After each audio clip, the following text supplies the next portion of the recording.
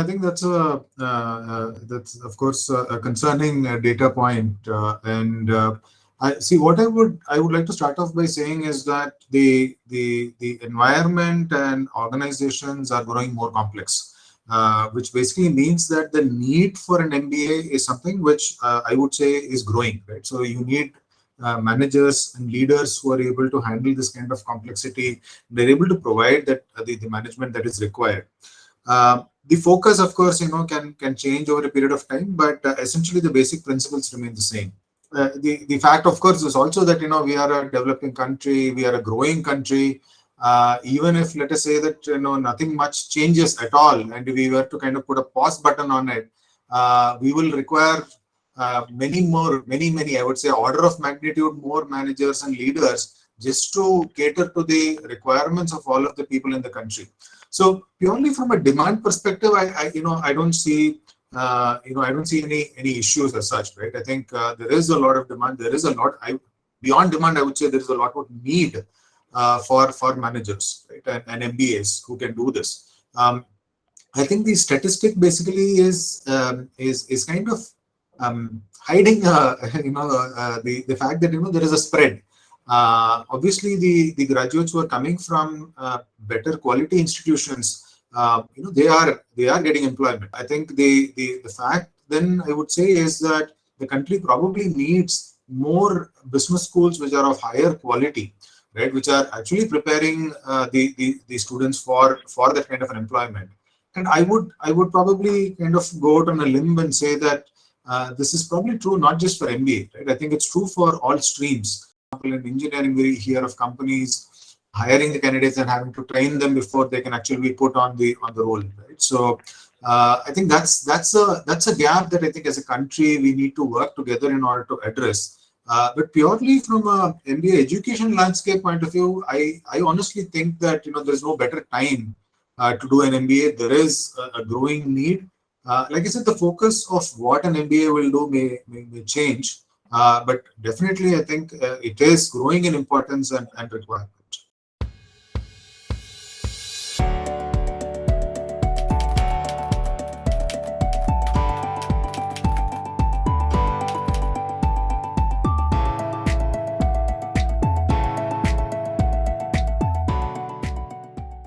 Whatever we have in a classroom in a business school is not theoretical, or it is never meant to be theoretical. Of course, we will teach some theories, frameworks, and concepts, but all of these things are meant to be applied.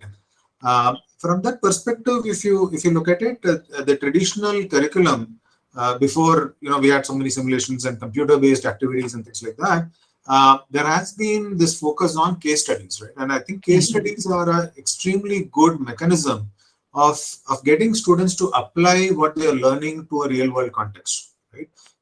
And I think the case studies do two things.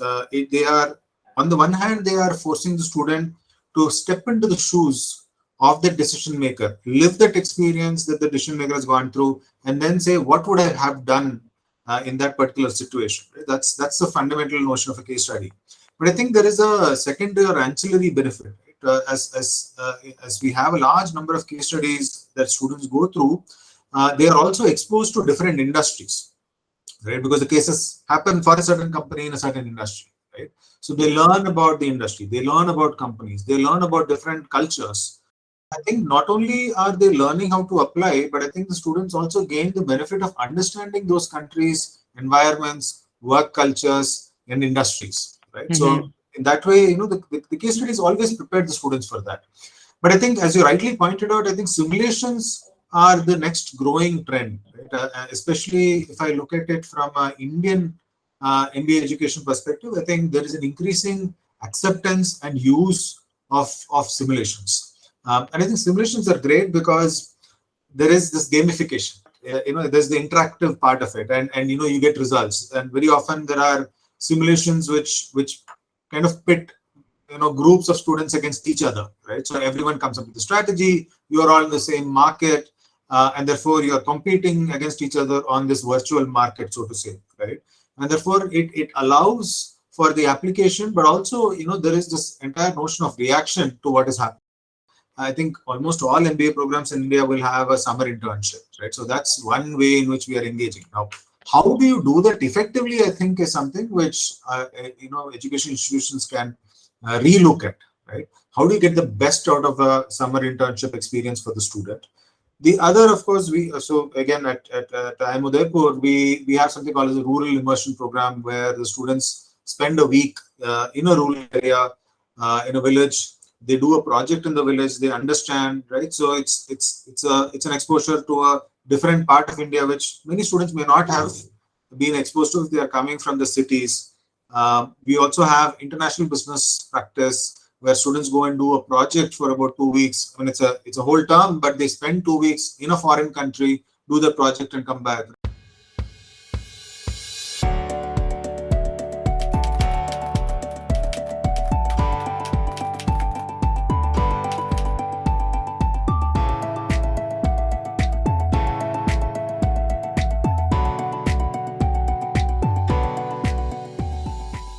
I think the value of the outbound program comes from the fact that as a working executive, you are bound to your work environment, right? So you are day in and day out thinking about your work. And therefore, if I do a training program, call you into a conference room and do a day-long training program, you're still kind of bound into that environment. Of course, I think it is still valuable. Right? And I think, many of us, business schools do have components of that in our program, right? It may not be outbound, it may be within the institution, but those kind of activities that you're referring to, especially when it comes to understanding oneself and creating teams and things like that. Right? So there is definitely value in that, and we are adapting to that. We may not be, like I said, doing it outbound, but we are doing it within the institution. But the key factor that I think is, Srikant Dattar in his book about rethinking the MBA, right? He talks about this whole notion that business education cannot be just about knowing, and I think it's in the being and doing that the transformation happens, right? I can know, but the transformation, I become a changed person when I go through the being and doing of it, right? And that, I think, is critical.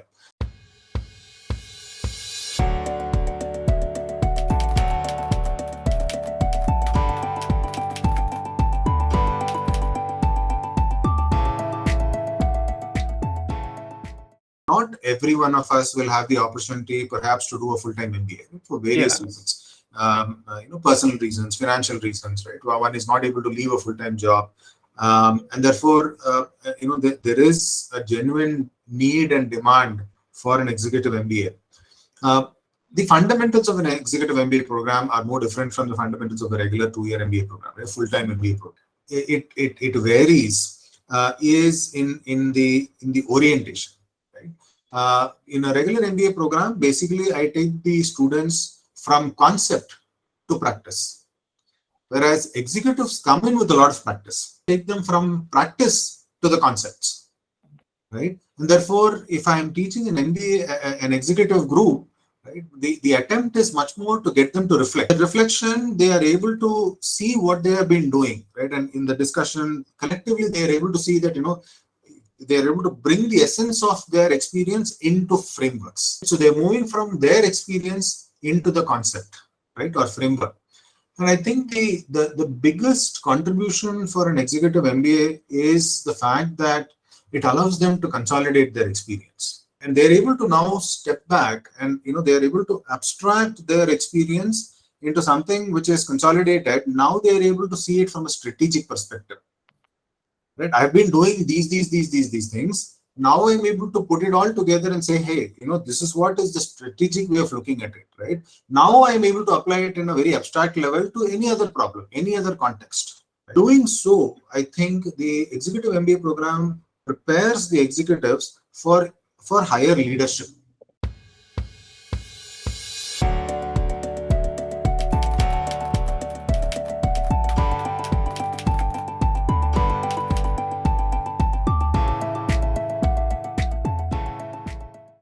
One, of course, is focusing on fundamentals. The role of the job of a business school is to provide the basic principles of management, leadership, right?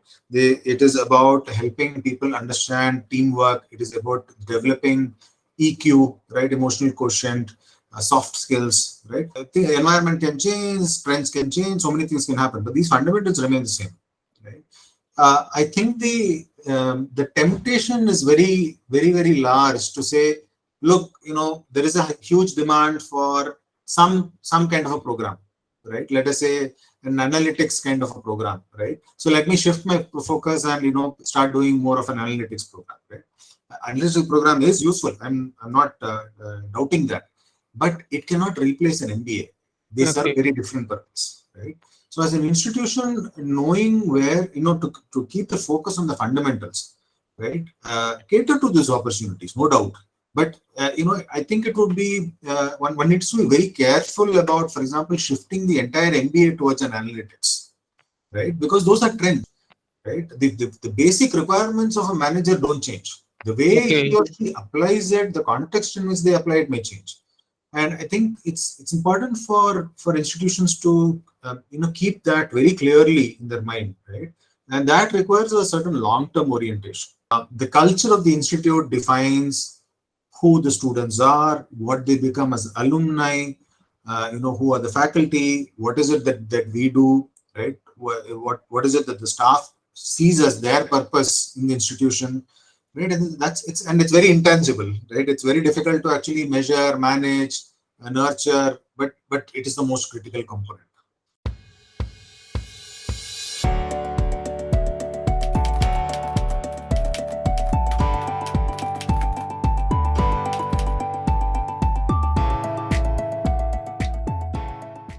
The first step for a business school is to become aware what is going on, right? Because the school, of course, is insulated in some sense. I think being able to spot some of these things requires some kind of a plug-in with the system, plug-in with the real world, so to say, right? One of the things, for example, that IIM Udaipur has done quite well, systematically done quite well over many years, is putting together advisory boards and listening to them. Right.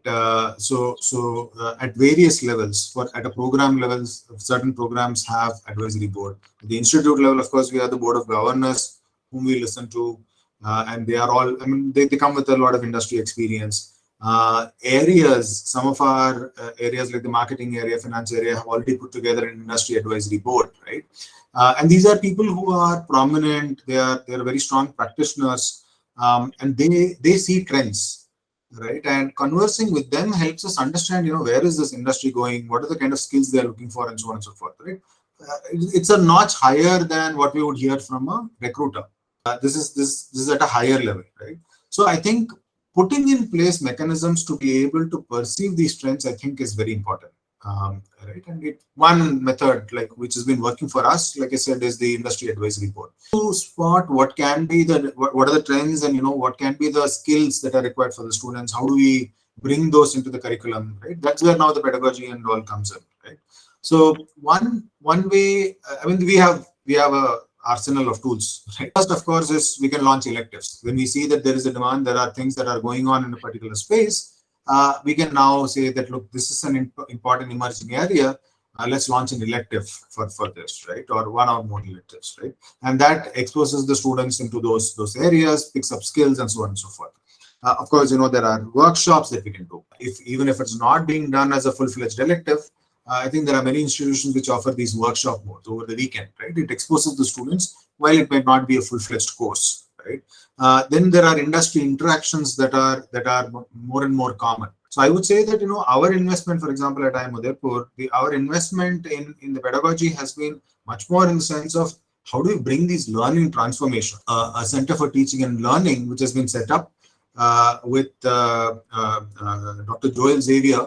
He is a PhD in education from IIM Ahmedabad. Right. So we are taking his help in order to bring about this learning orientation in anything and everything that the students do, right? If they are participating, how do I look at it from a learning point of view? If I'm organizing an event, can I use that as a learning experience, right?